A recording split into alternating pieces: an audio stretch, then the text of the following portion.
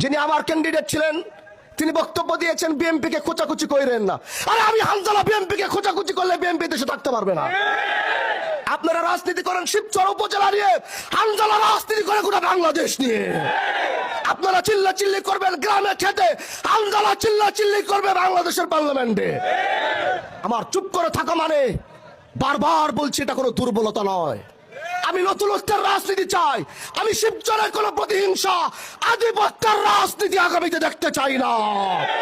আমি গত কয়েকদিন যাবৎ ভালো মতো খেয়াল করছি যে আমাদের কিছু ভাইরা তারা খুব লেখালেখি করছেন এবং খুব কথা বলছেন।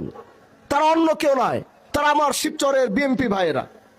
কিন্তু আমি তাদেরকে একটা কথা বলতে চাই, আপনারা কি এটা মনে করছেন না যে আমি হানজালা নির্বাচিত হওয়ার পর আমার একটা নেতৃবৃন্দ কারোর সাথে কোনো খারাপ ব্যবহার করে নাই? আমার একটা নেতৃবৃন্দ কাউকে হুমকি ধামকি দেয় নাই। আমি হানজালা এমপি হওয়ার আগে যে আমার কতটুকু পাওয়ার ছিল এই শিবচরের মাটিতে, এটা কি আপনারা দেখেন নাই? তাহলে আপনারা কি মনে করছেন আমি চুপ করে আছি কারণ আমি শান্তি চাই? আমি শিবচরের প্রত্যেকটা মানুষকে নিয়ে কাজ করতে চাই। আমি শিবচরের প্রতিটা দলের সদস্যদেরকে নিয়ে কাজ করতে চাই। আমার চুপ করে থাকা মানে আমার কোনো দুর্বলতা নয়। যদি মনে করেন হানজালার চুপ করে থাকা দুর্বলতা, তাহলে সেটা আপনাদের ভুল, আপনাদের চিন্তায় ভুল ধরেছে। হানজালার চুপ করে থাকা মানে হানজালা শিবচরের মাটিতে শান্তি চায়।